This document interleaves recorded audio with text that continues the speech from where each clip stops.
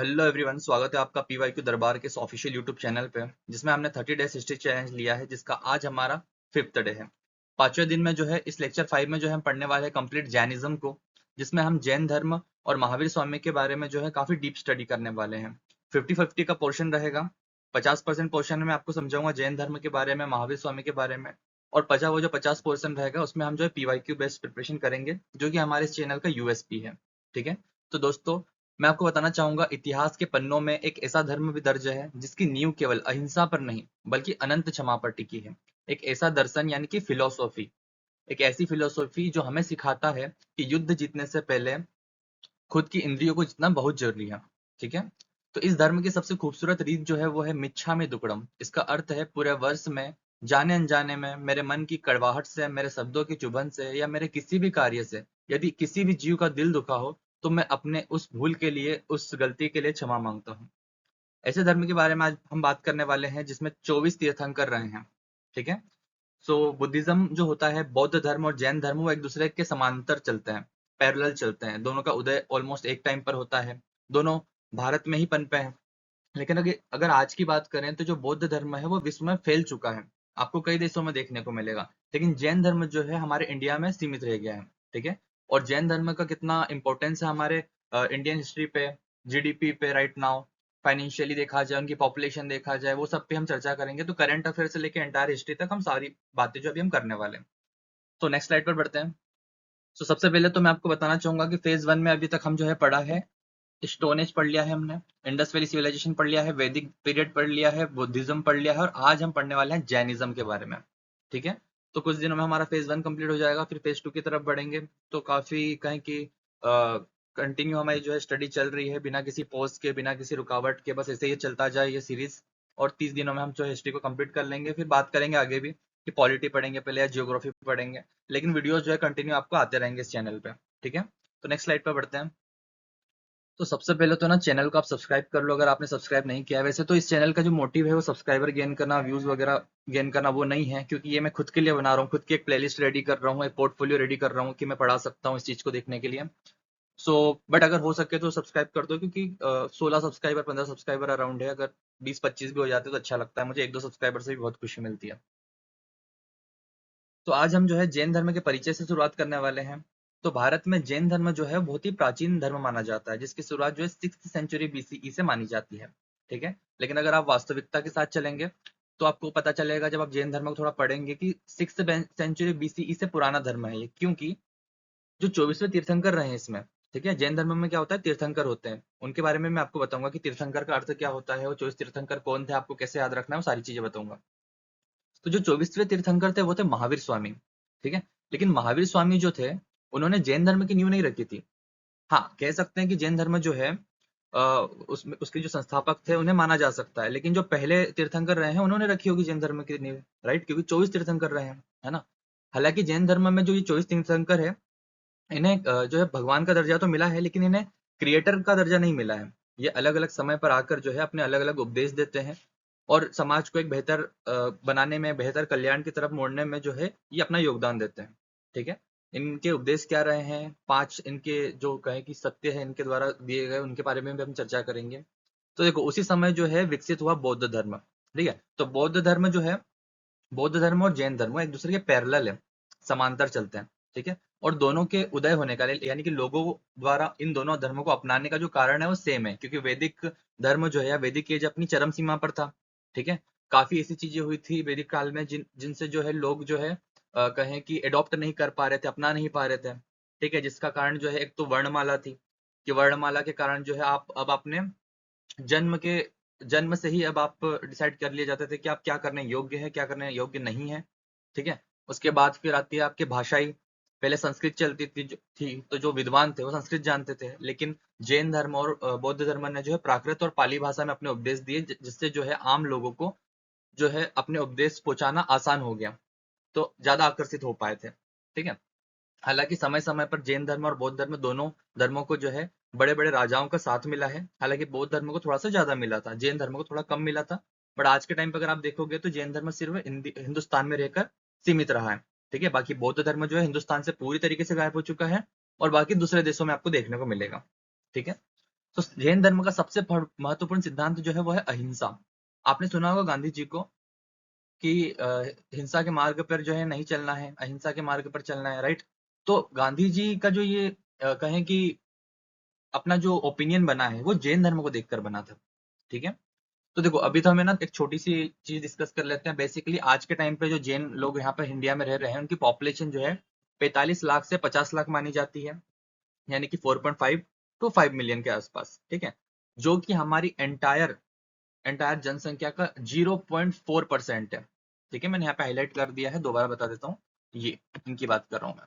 45-50 लाख की पॉपुलेशन है, माइनॉरिटी में आते हैं। बेसिकली होता क्या है कि हमारे हिंदुस्तान में यानी कि इंडिया में टोटल 7 धर्मों को जो है रिकॉग्नाइज किया गया है, ठीक है। उन 7 धर्मों में से जो है 6 धर्म जो है माइनॉरिटी में आते हैं, यानी कि ऐसे धर्म जो बाकी के धर्मों की जनसंख्या के कंपैरिजन में कम जनसंख्या जो है रखते हैं।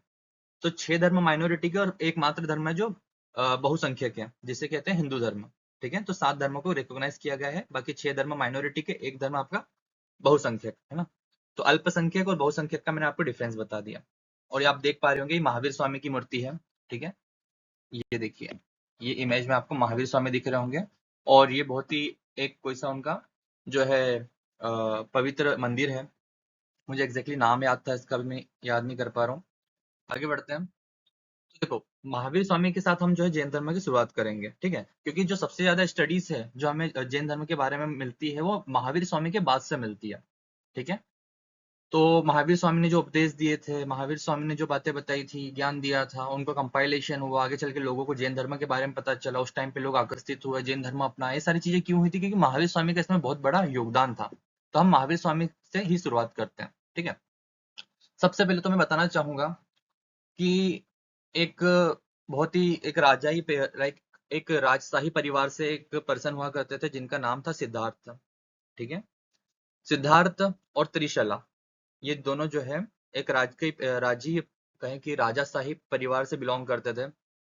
और उनके घर में जन्म लिया महावीर ने, ठीक है। जिनका असली नाम जो था वो था वर्धमान, ठीक है। मैं ऐसे हाईलाइट कर देता हूँ, वर्धमान, ठीक है।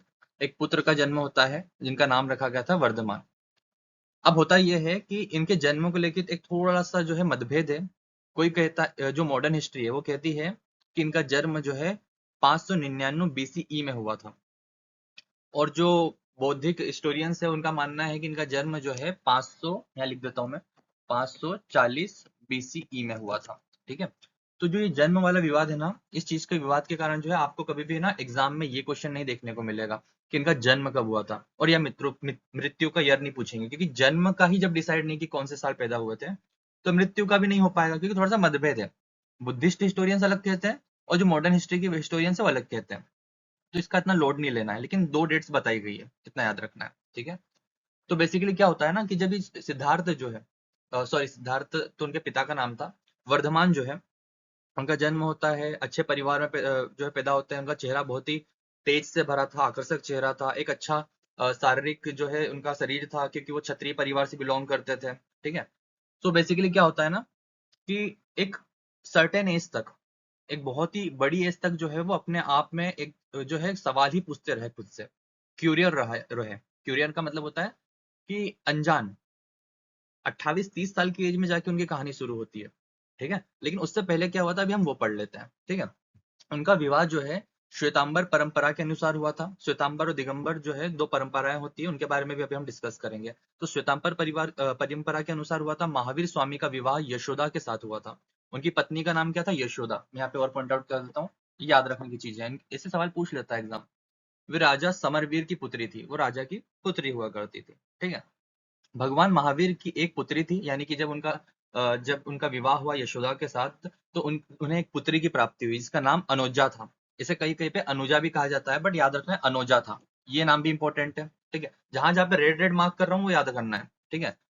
उन्हें प्रिय दर्शना भी के नाम से भी जाना जाता था। तो देखो पीएससी और यूपीएससी के लेवल से अगर देखें तो ये बहुत ही डीप क्वेश्चन है, और डीप तो नहीं कहूंगा बट याद रखने योग्य चीज है कि उनकी बेटी का नाम अनुजा था या प्रिय दर्शना था, ठीक है, क्योंकि दोनों नाम से जाना जाता है उन्हें। अब जो प्रियदर्शना है उनका विवाह जो है जमाली के साथ हुआ था, यानी कि जब आगे चल के प्रियदर्शना विवाह करेंगी तो जमाली के साथ करेंगी। और जमाली कौन? उनके जो है जवाई रहते हैं, वर्धमान महावीर जो है उनके जमाई रहते हैं, और आगे चल के जमाली और वर्धमान के बीच में भी एक मतभेद होता है, और ये जो है गुरु मानते हैं उन्हें, और बाद में जो है मतभेद होता है, उसकी कहानी भी हम जानेंगे। ठीक है, लेकिन शुरुआती दौर में क्या होता है वर्धमान के साथ, वो मैं आपको यहाँ पे बताने वाला हूँ।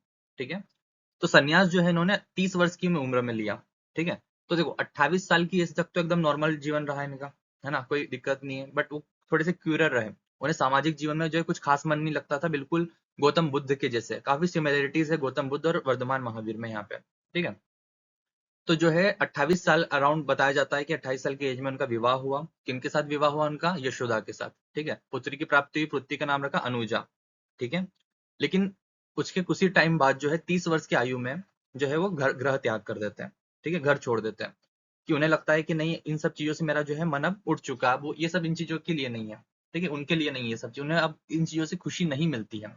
ठीक है, तो वो जो है निकल जाते हैं 30 वर्ष की आयु में, और 12 साल बाद, 12 साल की कठिन तपस्या के बाद जो है उन्हें केवल ज्ञान यानी कि ज्ञान की प्राप्ति होती है, और जब जाके वो बन जाते हैं जिन यानी कि जीना, जिसे आज का जैन जो शब्द है ना, जैन धर्म कहते हैं जिसे, वो कहाँ से आया है? जिन शब्द से आया है।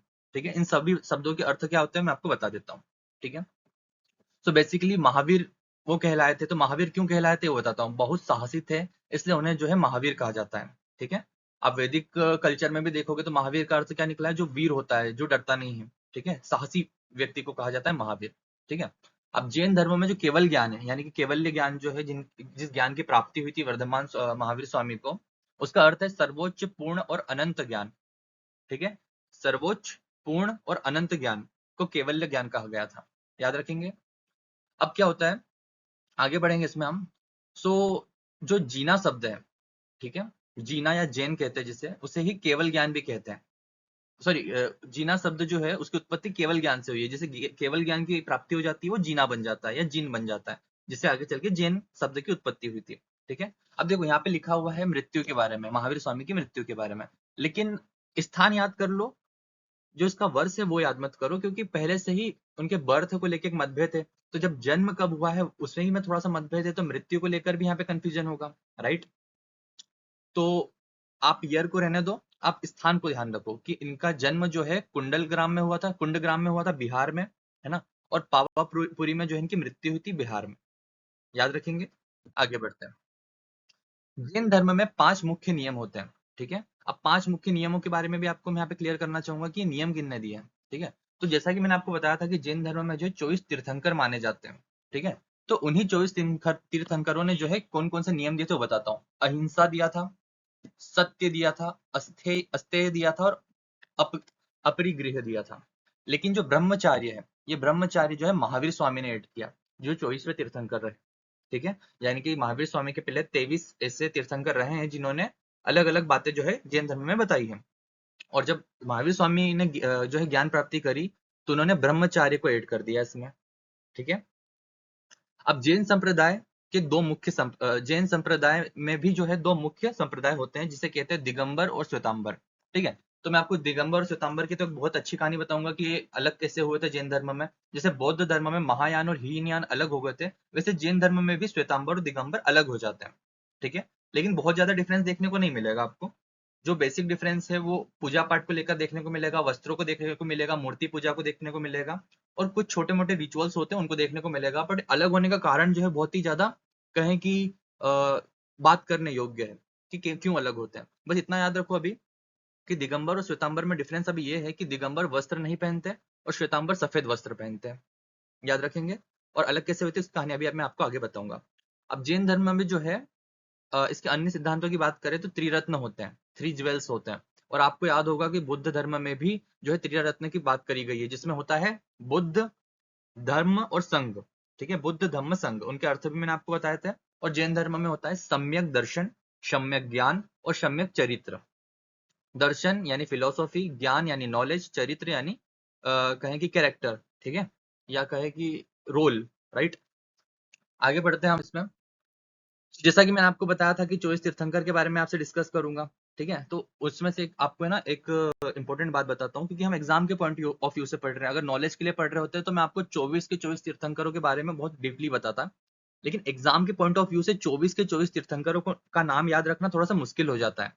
तो अगर आप वनडे एग्जाम्स के लिए प्रिपेयर कर रहे हैं तो मेरी माने तो पहले तीर्थंकर और दूसरे तीर्थंकर का नाम याद रखें और आखिरी के 4 तीर्थंकरों के नाम याद रखना है। क्योंकि बेसिकली जब तीर्थंकर के नाम पूछते हैं ना तो 21, 22, 23, 24 पूछा गया है। ये 24 तीर्थंकरों के नाम पूछे गए हैं, 21 से लेकर 24, और पहले दूसरे का नाम पूछा गया। बचे हुए जो बीच के तीर्थंकर, ये भी बहुत इंपॉर्टेंट एग्जाम के पॉइंट ऑफ व्यू से। लेकिन अगर आपको बचे हुए तीर्थंकरों के नाम याद करना है तो पहले एटलीस्ट आप इन 6 तीर्थंकरों के नाम याद कर लो। जैसे कि जो पहले तीर्थंकर रहे थे वो थे ऋषभ देव, जिन्हें आदिनाथ कहा जाता है। इन्हें ही माना जाता है कि जैन धर्म की जो नींव रखी होगी वो इन्होंने ही रखी होगी। ठीक है, जैन धर्म की जो किताबें हैं, जो पवित्र पुस्तकें, उनके हिसाब से अगर आप जानो तो इनका जन्म 84,000 वर्ष पहले हुआ था। लेकिन एनसीईआरटी में जो है ऐसा नहीं लिखा गया, क्योंकि अगर एनसीईआरटी के हिसाब से पढ़ोगे तो उस टाइम पे तो स्टोन एज चल रहा था, राइट। नवपाषाण काल या सॉरी मध्य पाषाण काल चल रहा था। ठीक है, तो अब हमको जो एनसीईआरटी के हिसाब से पढ़ना है। बाकी अगर आपको नॉलेज लेना हो, आपको डीप स्टडी करनी हो तो अलग बात है। दूसरे तीर्थंकर रहे अजीतनाथ। ठीक है, पहले कौन थे आपके? ऋषभ देव। दूसरे थे अजीतनाथ। ठीक है, तो दूसरे जो है अजीतनाथ थे। और मेरी मानो तो तीसरे भी याद कर लो, शंभवनाथ। 1 2 3 याद करना इजी है। और 21 से लेके 24 तक याद कर लो। तो 24वें तो आपके महावीर स्वामी हो गए। 23वें आपके पार्श्वनाथ हो गए। पार्श्वनाथ शब्द आपने बहुत सुना होगा। पार्श्वनाथ ना एक फ्रेंचाइजी है जिसके नाम से अलग अलग जगह पे जो दुकानें खोली जाती है, आपने देखा होगा। और 22वें और 21वें तीर्थंकर के नाम कुछ ऐसे हैं। 22वें तीर्थंकर है नेमिनाथ जी और 21वें तीर्थंकर है नमीनाथ जी।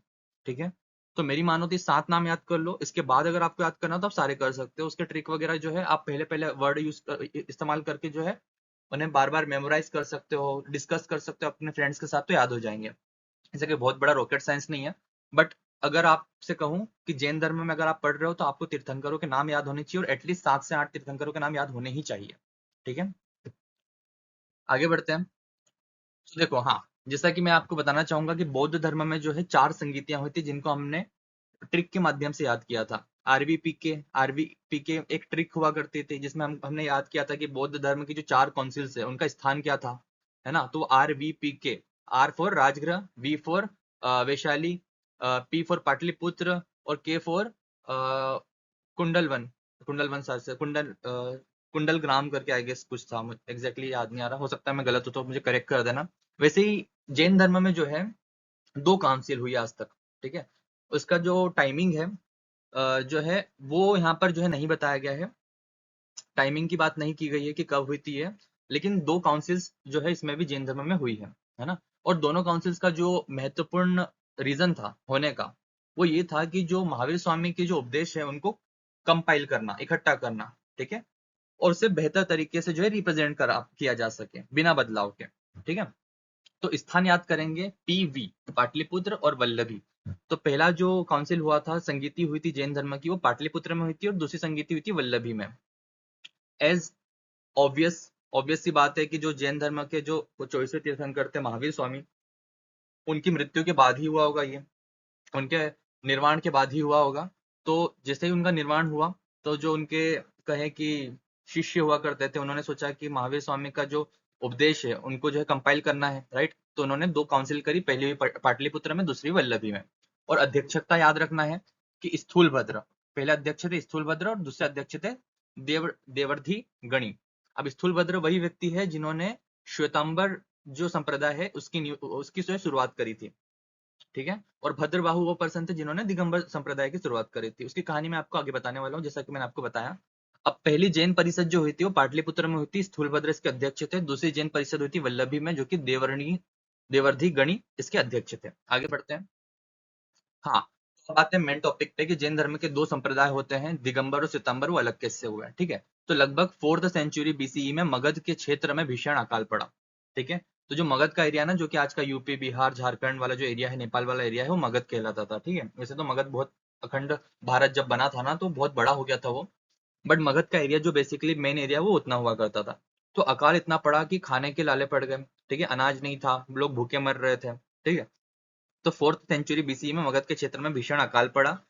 तब जैन आचार्य भद्रबाहु, यानी कि जैन आचार्य हुआ करते थे भद्रबाहु, इनका नाम आप मौर्य काल पढ़ोगे ना, इसके बाद महाजनपद वाला वीडियो आएगा, फिर महाजनपद के बाद आएगा मौर्य वाला, मौर्य काल, मौर्यन एज। ठीक है, उसमें आप भद्रबाहु के बारे में भी पढ़ोगे क्योंकि इनका संबंध जो है चंद्रगुप्त मौर्य के साथ है। ठीक है, तो जैन आचार्य जो थे भद्रबाहु अपने शिष्यों के साथ दक्षिण भारत यानी कर्नाटक चले गए। यहाँ पे जिससे ही अकाल पड़ा वो कहाँ चले गए? कर्नाटक चले गए। ठीक है, जो साधु दक्षिण भारत चले गए उन्होंने कठोर नियम बनाए। तो भद्रबाहु के साथ जो शिष्य गए थे ना, उन्होंने कठोर नियम बनाए कि हम तो लाइक अगर है ही नहीं, खाने के लिए नहीं है तो कम खाना खाएंगे या खाएंगे ही नहीं, बिना वस्त्रों के रहेंगे। उन्होंने वस्त्रों का त्याग कर दिया, ठीक है। तो वो जो है कठोर नियमों के साथ गए, है ना। और जो साधु मगध में रहे, जो वहीं पर रहे, जो वहां से नहीं गए, उन्होंने नियमों में कुछ परिवर्तन कर दिए, छोटे मोटे परिवर्तन कर दिए, जीवन को जो है जिंदा रहने के लिए, ठीक है, जीवित रहने के लिए। और इनके साथ में कौन था? इनके साथ में थे आपके स्थूलभद्र, स्थूलभद्र। और इनके साथ में कौन थे? आपके भद्रबाहु। याद रखना है, ठीक है। लिखने में थोड़ी समस्या है मेरी, तो मैं इसे ठीक कर लूंगा आगे चल के, लेकिन अभी आप समझो बात को मैं क्या कह रहा हूँ, क्योंकि ये वर्ड्स तो लिखे हुए मिल जाएंगे आपको।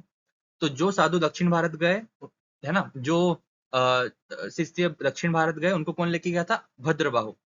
और जो मगध में रहे उनके, वो किसके साथ रहे? स्थूलभद्र के साथ। तो स्थूलभद्र ने क्या करा कि सफेद कपड़े पहनना जो है एक्सेप्ट किया, कि हम सिर्फ सफेद वस्त्र पहनेंगे, ना हमें कोई तामझाम चाहिए, ना खूबसूरत दिखना है, ना कोई हमारी अपेक्षा है किसी चीज से। और भद्रबाहु जो कि कर्नाटक चले गए, उन्होंने तो कपड़े ही त्याग दिए, वस्त्र त्याग दिए, ठीक है। तो दिगंबरों का क्या है? दिगंबरों की पहचान क्या है? कि वस्त्र नहीं पहनते थे, नग्न तपस्वी हुआ करते हैं, ठीक है। आज के टाइम पे भी आप नग्न तपस्वी देखोगे, जिन्हें जो है दिगंबर जो है दिगंबर महाराज कहते हैं, सॉरी साधु, दिगंबर साधु जो है कहा जाता है, ठीक है। और अगर आप हिंदू धर्म में देखोगे तो नागा साधु कहा जाता है, हिंदू धर्म में भी है, जिन्हें जो है नागा साधु कहा जाता है, ठीक है। तो दिगंबर में जो है कठोर तपस्या होती है और वस्त्र नहीं पहनते हैं, ठीक है। श्वेतांबर की बात करें तो सफेद वस्त्र पहनते हैं और नियम अपेक्षाकृत थोड़े सरल होते हैं।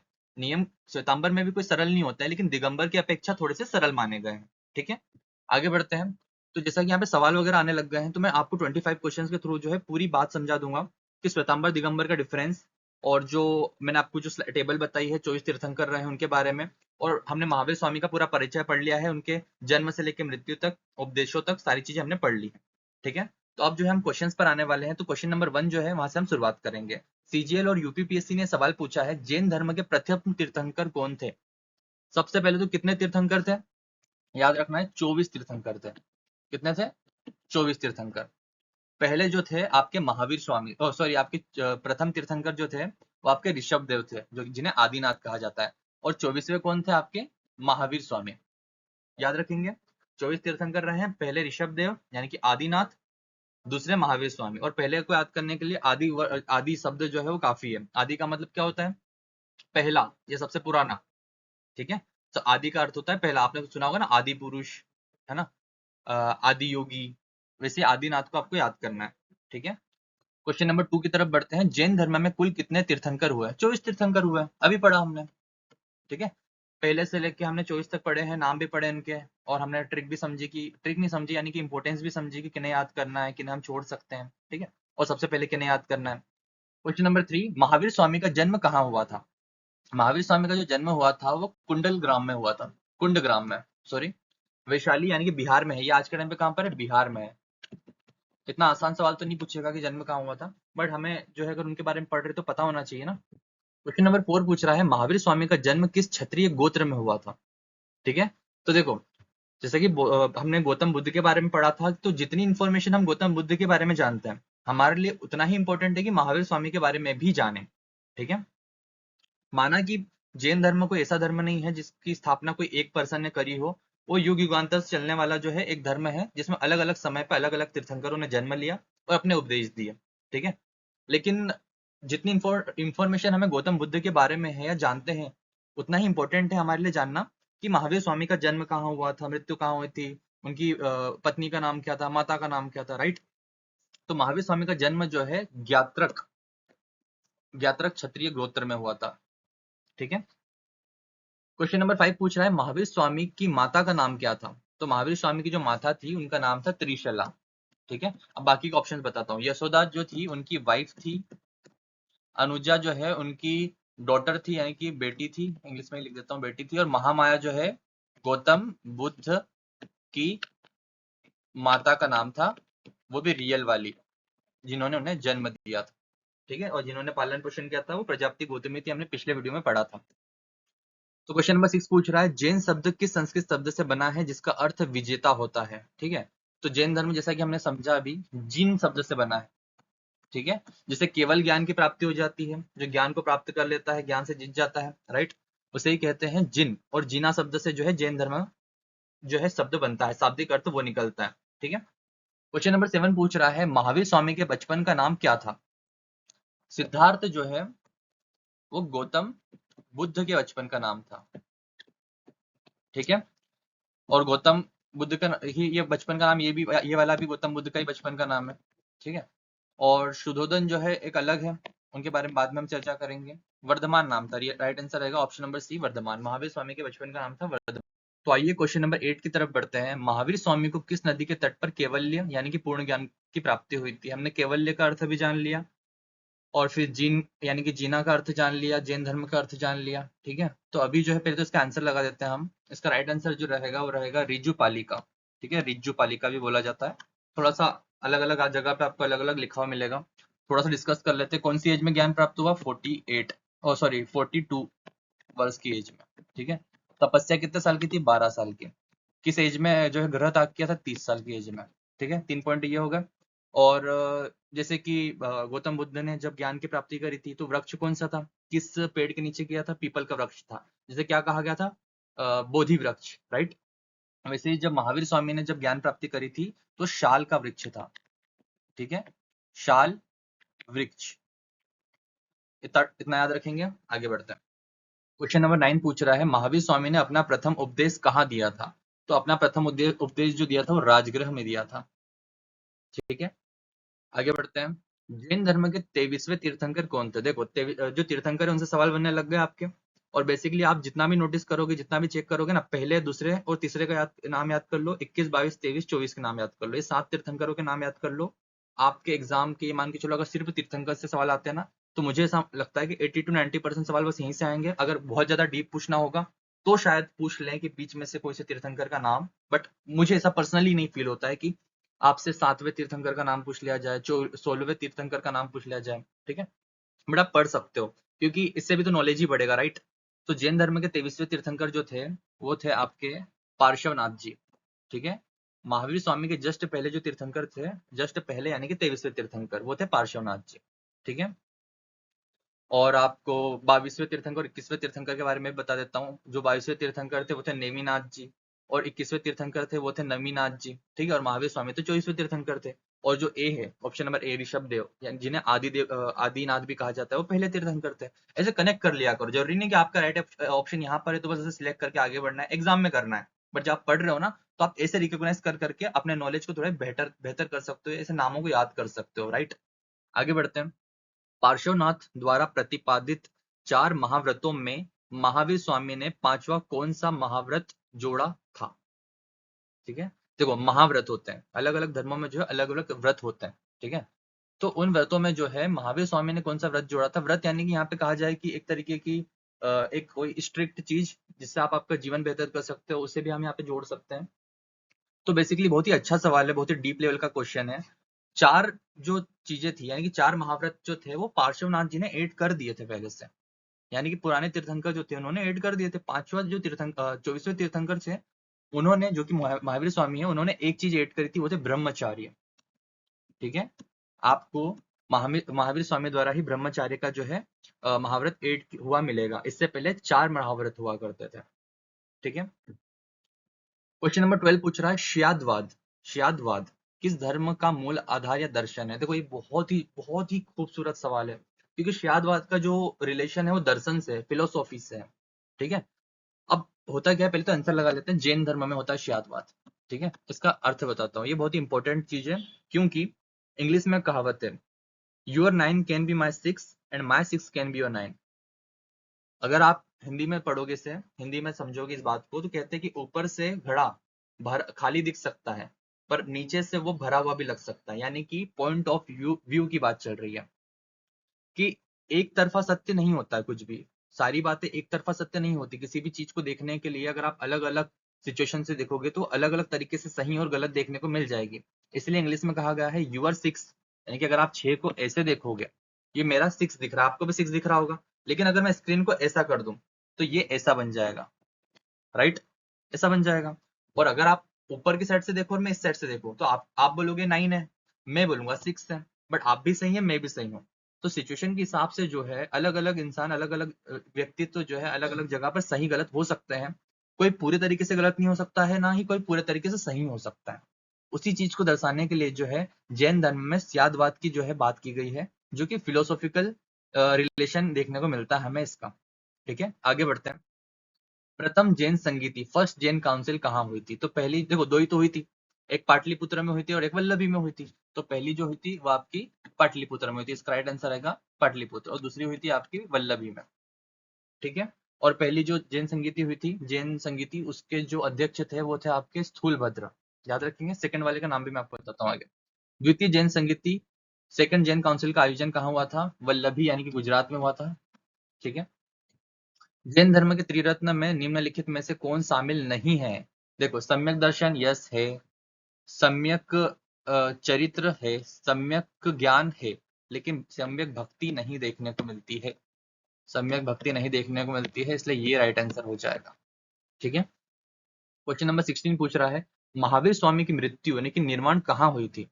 ठीक है, पावापुरी में हुई थी। जैसा कि हमने जन्म का स्थान याद रखा, वैसे मृत्यु का स्थान जो है पावापुरी रहेगा। जन्म जो है कहाँ हुआ था? कुंडग्राम में हुआ था, बिहार में। ठीक है, और मृत्यु पावापुरी में। तो आइए क्वेश्चन नंबर 17 की तरफ बढ़ते हैं। जैन साहित्य को क्या कहा जाता है? यानी कि जैनों का जो उपदेश जो है भगवान वर्धमान महावीर स्वामी ने जो बताए थे, उपदेश दिए थे, उन उपदेशों को जिस किताबों में या जिन पवित्र पुस्तकों में कंपाइल किया गया है, उन पुस्तकों का नाम पूछ रहा है कि जैन साहित्य को क्या कहा जाता है। तो जैसा कि हमने पढ़ा, जो त्रिपिटक होते हैं वो आपके बुद्ध धर्म में होते हैं। काय में होते हैं? बौद्ध धर्म में। ठीक है, वेद जो होता है, वैदिक पुराण, वैदिक जो किताबें होती है उन्हें कहते हैं, वैदिक एज में आए थे आपके। ठीक है, जिनसे हमें वेदों के बारे में पता चलता है, वैदिक धर्म के बारे में पता चलता है। लेकिन जो जैन धर्म में होता है, उसमें जो जैन साहित्य होता है उसे आगम कहते हैं। आगम बेस्ड है, भगवान महावीर स्वामी के जो उपदेश है उन पर बेस्ड है, और ये प्राकृत भाषा में, ये भी याद रख लेना, प्राकृत भाषा में। ठीक है, और आपके जो बौद्ध धर्म के जो आपको त्रिपिटक देखने को मिलेंगे वो पाली भाषा में देखने को मिलेंगे। ठीक है, सो क्वेश्चन नंबर 18, अणुवृत्त। देखो, अणुवृत्त की बात हुई है, बहुत इंपॉर्टेंट क्वेश्चन है, इसे टिक कर लेते हैं पहले तो। अणुवृत्त क्या होता है वो भी समझाऊंगा मैं आपको। ठीक है, अणुवृत्त शब्द किस धर्म से जुड़ा है? इसका राइट आंसर जो रहेगा वो रहेगा जैन धर्म। ठीक है, जैन धर्म रहेगा। मैं इसका डिफरेंस बताता हूँ। तो क्या होता है, जैन धर्म में दो प्रकार के व्रत होते हैं। जैसे कि हिंदू धर्म में होता है ना कि 16 सोमवार का व्रत होता है ना, फिर नव दुर्गा के व्रत होते हैं, है ना, कोई शनिवार के दिन कोई अलग व्रत करते हैं, कोई गुरुवार के दिन कोई अलग व्रत करते हैं। वैसे जैन समुदाय में जो होता है दो प्रकार के व्रत होते हैं। ठीक है, एक होता है महाव्रत। महाव्रत जो होता है जैन साधु और सन्यासियों के लिए होता है, वो बहुत ही कठिन होता है। ठीक है, आम लोगों के लिए, आम जनों के लिए उसे जो है फॉलो करना बहुत ही मुश्किल होता है। जो आम जैन लोग रहते हैं ना, जिनका जो साधु साधु भी नहीं है, सामान्य जीवन जी रहे हैं, उनके लिए बहुत मुश्किल हो जाए, उसे कहते हैं महाव्रत। और अणुव्रत होता है गृहस्थ लोगों के लिए, यानी कि महाव्रत से थोड़ा सा कम, जो सामान्य लोग जो है जिसका पालन कर सके, उसे कहते हैं अणुव्रत। यानी कि एक तरह का व्रत होता है। हम उस चीज में नहीं पढ़ेंगे कि अणुव्रत में क्या होता है क्या नहीं होता है, क्योंकि वो डीप स्टडी, वो हमारे एग्जाम के पॉइंट ऑफ व्यू से इतना ज्यादा इंपॉर्टेंट नहीं है। ठीक है, तो हमें इतना पता होना चाहिए कि अणुव्रत जो है जैन धर्म में होता है, और दो प्रकार के व्रत जो है, अणुव्रत जो है, दो प्रकार के व्रत बताए गए हैं जैन धर्म में। कंफ्यूज नहीं होना है। नेक्स्ट क्वेश्चन पे बढ़ते हैं। तो क्वेश्चन नंबर 19 पूछ रहा है, जैन धर्म श्वेतांबर एवं दिगंबर संप्रदायों में कब विभाजित हुआ? तो देखो, इसका राइट आंसर जो रहेगा वो रहेगा आपका option number A, Chandragupta Maurya के समय। जैसा कि मैंने आपको शायद से बताया भी होगा जब भद्रबाहु की बात कर रहा था, कि भद्रबाहु का जिक्र आपको मौर्य साम्राज्य पढ़ेंगे ना उसमें भी मिलेगा, क्योंकि चंद्रगुप्त मौर्य के टाइम पे भद्रबाहु का जिक्र मिलता है। क्योंकि जब आप आगे पढ़ोगे ना, चंद्रगुप्त मौर्य जिन्होंने जैन धर्म को अपनाया था, तो उन्होंने भिक्षा किससे ली थी? भद्रबाहु से ली थी। और कहाँ चले गए थे? कर्नाटक चले गए थे गुफाओं में। ठीक है, तो आगे चल के आपको ये भी पढ़ने को मिलेगा। बट जैन धर्म में जो श्वेतांबर और दिगंबर संप्रदाय होते हैं, इनका अलग होने का जो कारण था वो भूखमरी थी। ठीक है, वो कब आई थी? थर्ड टू फोर्थ सेंचुरी के आसपास आई थी, जब मौर्य काल चल रहा था। ठीक है, यानी कि चंद्रगुप्त मौर्य का शासन चल रहा था। ठीक है, क्वेश्चन नंबर 20 की तरफ बढ़ते हैं। श्वेतांबर संप्रदाय के संस्थापक कौन थे? तो जैसा कि हमने पढ़ा कि दिगंबर संप्रदाय जो कि कठिन माना जाता था, वो भद्रबाहु का था, जब वो कर्नाटक चले गए थे, अभी हमने जिक्र किया।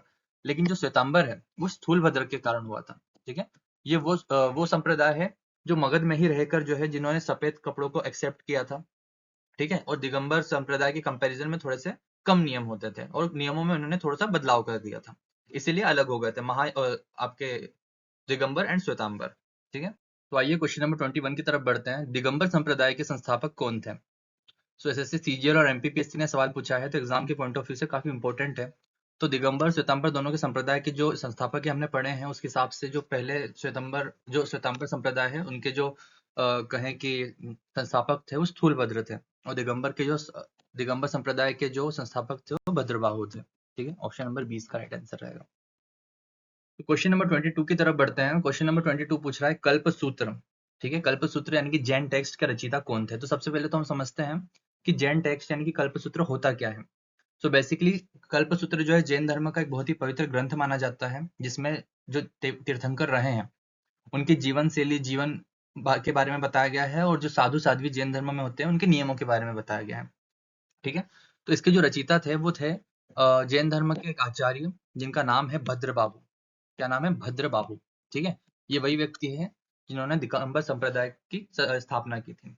ठीक है, तो याद रखेंगे। क्वेश्चन नंबर 23 पूछ रहा है प्रसिद्ध गौतमेश्वर की मूर्ति यानी कि बाहुबली की प्रतिमा कहाँ स्थित है? एसएससी और यूपीपीएससी ने सवाल पूछा है, इंपॉर्टेंट है क्योंकि कम आता है सवाल। ठीक है, इसका राइट आंसर जो रहेगा श्रावण बेलगोला में, जो कि कर्नाटक में। देखो, श्रवण बेलगोला वही जगह है जहां पर आचार्य भद्रबाहु अपने शिष्यों को लेकर गए थे जब महामारी हुई थी आपके मगध में। श्रवण बेला वही जगह है, श्रवण बेल गोला वही जगह है जहां पर चंद्रगुप्त मौर्य जैन धर्म को अपना के जो है अपना मृत्यु को जो है एक्सेप्ट करते हैं, वो भी किसे भूखे रह के। ठीक है, तो कर्नाटक की ये जगह जो है जैन धर्म के लिए बहुत ही इंपॉर्टेंट हो जाती है याद करने के लिए। ठीक है, तो प्रसिद्ध गोमतेश्वर की मूर्ति जो है यहीं पर है, श्रवण बेलगोला में, याद रखेंगे। क्वेश्चन नंबर 24 की तरफ बढ़ते हैं। किस जैन तीर्थंकर का नाम ऋग्वेद में मिलता है?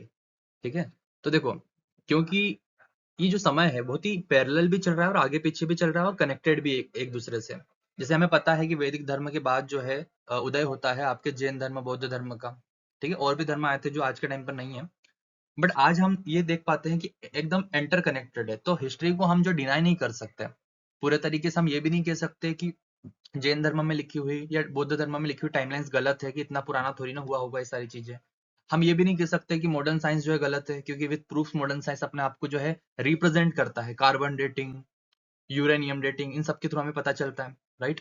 तो किसी एक पक्ष को सही मान लेना सही नहीं है। ठीक है, तो किस जैन तीर्थंकर का नाम ऋग्वेद में मिलता है, ये कनेक्शन दिखाता है वैदिक एज और जैनिज्म को। ठीक है, तो इसका जो राइट आंसर जो रहेगा वो आपका रहेगा option number A, Rishabh Dev और अरिष्ट नेमी। ठीक है, अरिष्ट नेमी और ऋषभ देव जो है, इनका जिक्र जो है मिलता है हमें वैदिक ऋग्वेद में। ठीक है, याद रखेंगे। आगे बढ़ते हैं, क्वेश्चन नंबर 25 की तरफ बढ़ते हैं। एसएससी सीएचएसएल और रेलवे ने ये पूछा है। क्वेश्चन नंबर 25 पूछ रहा है महावीर स्वामी के प्रथम शिष्य कौन थे? ठीक है, तो महावीर स्वामी के प्रथम शिष्य को लेके जो है थोड़ा सा यहाँ पे मत है, यानी कि थोड़ा सा यहाँ पे कंट्रोवर्सी है, क्योंकि ऑप्शंस के हिसाब से अगर देखोगे तो इसका राइट आंसर जो रहेगा जमाली। ठीक है, जमाली जो थे वो महावीर स्वामी के प्रथम शिष्य थे, और यही उनके सन इन लॉ यानी कि जमाई भी थे। इनकी जो बेटी थी जिनका नाम था अनुजा, ठीक है, या कि अनुजा भी कहा जाता है जिसे, तो उनके जो पति थे जमाली यानी कि इनके जमाई, है ना, उन्हें जो है पहला शिष्य कहा गया था। लेकिन यदि आपको यहाँ पर पूछा जाए गणधर के बारे में, ठीक है, गणधर क्या होता है कि महावीर स्वामी के मुख्य और सबसे वरिष्ठ शिष्य की अगर बात करें तो गणधर के नाम से आते हैं वो। ठीक है, तो ऐसे 11 गणधर माने जाते हैं, यानी कि जो मेन शिष्य जो माने जाते हैं वो 11 माने जाते हैं। ठीक है, तो उनमें अगर आपसे पूछा जाए और अगर ऑप्शन में आपको ये देखने को मिल जाए इंद्रभूति गौतम, यहाँ पे लिख देता हूं मैं, इंद्रभूति गौतम। ठीक है, इंद्रभूति गौतम अगर आपको लिखा हुआ देखने को मिल जाए तो आप आंख बंद करके इंद्रभूति गौतम ही लगाना, क्योंकि जमाली उनके पहले शिष्य जरूर रहे होंगे, लेकिन जो मेन शिष्य होते हैं ना, जिन्हें उपदेश दिया जाता है, राइट, वहां पे बिठा के बातें कही जाती है, जो उनके उपदेशों को कंपाइल करते हैं, वो जो है गणधर थे, और 11 गणधर माने गए थे, और उनमें से एक थे इंद्रभूति गौतम जो कि मेन शिष्य माने गए थे। रही बात जमाली और महावीर स्वामी की कहानी की, जो मैंने आपको बताया था कि थोड़ा सा मतभेद हो गया था इन दोनों के बीच में, वो कहानी मैं आपको एक बोनस क्वेश्चन में आगे समझाने वाला हूँ। ठीक है, तो ये हमारा आखिरी क्वेश्चन नहीं है, इसके बाद एक बोनस क्वेश्चन भी आने वाला है, और आने वाली हर लेक्चर में मैं आपको कुछ बोनस क्वेश्चन दूंगा, जिससे कि मैं आपको एक एडिशनल कहानी के बारे में बता पाऊँ। ठीक है, आगे बढ़ते हैं। तो जैसा कि मैंने आपको बताया था कि एक बोनस क्वेश्चन के साथ मैं आपको महावीर स्वामी और उनके जो जमाई थे उनकी एक कहानी बताने वाला हूँ, जिससे हमारे कुछ क्वेश्चंस बन जाते हैं। जैसे कि बीपीएससी में ये सवाल पूछ लिया गया था कि जमाली जैन संघ के से अलग क्यों हो गए थे। तो देखो पहले तो बताता हूँ कि जमाली जो है जैन संघ में शामिल कैसे हुए थे। तो जमाली जो है वर्धमान महावीर स्वामी के सन इन लॉ थे। उनकी बेटी के साथ उनका विवाह हुआ था, जिनका नाम था अनुजा। अनुजा के साथ विवाह हुआ था। सो बेसिकली हुआ ये कि जब महावीर स्वामी है और जमाली है, जब उन्होंने उनसे जो है जो है शिष्यता ग्रहण करी, उन्हें गुरु बनाया, अपने ही कहें कि ससुर जी को जो है गुरु बनाया और अपने ही सन इन लॉ को जो है उन्होंने शिष्य बनाया। ठीक है, तो उनके बीच में एक मतभेद हो गया था, सिद्धांतों पर मतभेद हो गया था। देखो किस पर मतभेद हुआ था? सिद्धांतों पर, है ना। इसका राइट आंसर आएगा ऑप्शन नंबर बी, सिद्धांतों पर मतभेद। सिद्धांतों पर मतभेद क्या था? एक बहुत ही छोटी सी चीज है। तो जो जमाली थे उनका कहना था कि यदि किसी काम की शुरुआत हो चुकी है, ठीक है, यदि अगर कोई काम मैंने शुरू कर दिया है तो उसे जो है पूर्ण माना जा सकता है। ये कहना था जमाली का। और वर्धमान महावीर स्वामी का जो कहना था वो ये था कि जब तक कोई कार्य पूर्ण ना हो जाए, खत्म ना हो जाए, पूरा एंड ना हो जाए, उसका अंत ना हो जाए, जब तक उसे पूर्ण नहीं माना जा सकता। तो वर्धमान महावीर स्वामी जो है सही कह रहे थे, राइट, कि भाई जब तक कोई काम जो है कंप्लीट हुआ ही नहीं है तो उसे कंप्लीट कैसे समझोगे। और जमाली जो है अपनी बात पर अड़ा हुआ था। उसका कहना था कि नहीं, जब किसी काम की शुरुआत हो चुकी है तो उसे पूर्ण माना जा सकता है। तो ये जो है एक बहुत ही ऐसा क्रॉस टाइप की बात हुई थी जहाँ पे मतभेद हुआ था। और जमाली गुस्से में आ गए। ठीक है, उन्होंने बोला कि नहीं, मैं तो अपना अलग संघ बनाऊंगा। और आगे चल के जो जमाली है उन्होंने अपना अलग संघ बनाया था, अलग धर्म भी बनाया था। लेकिन वो ऐसी फालतू की बातें करते थे, बेतुकी की बातें करते थे, तो आगे चल के उनका जो संघ है वो समाप्त हो गया। लेकिन आगे चल के कभी भी जमाली और वर्धमान महावीर स्वामी का जो है दोबारा से जो है पुनर्मिलन नहीं देखने को मिला। वहीं से उनकी विचारधारा अलग हुई और दोनों जो है अलग हो गए। लेकिन आगे चल के वर्धमान महावीर स्वामी का जो जैन संघ है, जो जैन धर्म है, वो अपनी विचारधाराओं के कारण जो है आगे बढ़ता चला गया, और जो कि आपको आज तक देखने को मिलता है। याद रखेंगे। और एक छोटा सा सवाल जो है, एक डीप लेवल का सवाल है कि इनकी जो पुत्री थी अनुजा और जमाली की जो पत्नी थी, धर्म पत्नी थी, वो इस समय इस मतभेद के समय पर कहाँ थी? वो किस साइड थी? तो इसका राइट आंसर है कि वर्धमान महावीर स्वामी की जो बेटी थी अनुजा, इस मतभेद के टाइम पे वर्धमान महावीर स्वामी के साथ थी, ना कि अपने पति के साथ थी। क्योंकि उनके लिए भी जो है कहें कि सिद्धांत मैटर करते थे, सही सिद्धांत मैटर करते थे। जब कोई काम पूर्ण हुआ ही नहीं, उसे पूर्ण कैसे माना जा सकता है, राइट। तो ऐसी ही बातें जो हमने अभी पढ़ी पूरे जैन धर्म में, 25 सवाल प्लस कुछ बोनस कहानियां, कुछ बोनस टिप्स, कुछ टेबल्स पढ़ी। उसके साथ में आपको जो है यहाँ पर जैन धर्म की जो है क्लास से मैं आपसे विदा लेना चाहूंगा। अगली क्लास जो रहेगी हमारी महाजनपद काल की रहेगी, जिसमें भी हम सेम पैटर्न में पढ़ेंगे। और जैसा कि मेरी कोशिश है कि वीडियो की लेंथ को छोटी करते जा रहा हूँ और ज्यादा से ज्यादा जो है नॉलेज को यहाँ पे स्प्रेड करना चाहता हूँ। तो इसीलिए मैंने क्या किया कि 25 क्वेश्चन जो है इस वीडियो में डाल दिए और बचे हुए 75 क्वेश्चन जो है पीडीएफ में डाल दूंगा। तो 100 क्वेश्चन का आपको पीडीएफ मिल जाएगा, उसमें प्रैक्टिस कर लेना। ये मान के चलो कि आपका बेसिक से लेके मॉडरेट लेवल तक क्लियर हो जाएगा। ठीक है। बट अगर इसके बाद डीप स्टडी करनी है ना, तो फिर आप समझ रहे हो ना कि 1 घंटा 2 घंटा कोई कंप्लीट नहीं होता। इतना इतना बड़ा इतिहास रहा है, हजारों सालों का इतिहास रहा है इन टॉपिक्स का। आप 1-2 घंटे में इतना नहीं पढ़ सकते। आपको आराम से ये मान के चलिए कि महीना महीना भर पढ़ना पड़ेगा एक एक टॉपिक को। लेकिन अगर आप एग्जाम के पॉइंट ऑफ व्यू से पढ़ना चाहते हो तो ये वीडियो भी सफिशियंट है, इसकी जो पीडीएफ मिलेगी वो भी सफिशियंट है। क्योंकि पूछने के लिए वो कुछ भी पूछ सकता है, ये हिस्ट्री है, मैंने आपको स्टार्टिंग में ही बताया था, राइट। तो thank you so much for watching this video. बढ़ते हैं हम आगे और कल हम मिलेंगे आपको महाजनपदास के साथ, और इस प्लेलिस्ट को हम कंप्लीट करने में एक और कदम बढ़ाने वाले हैं। Thank you so much for watching this video.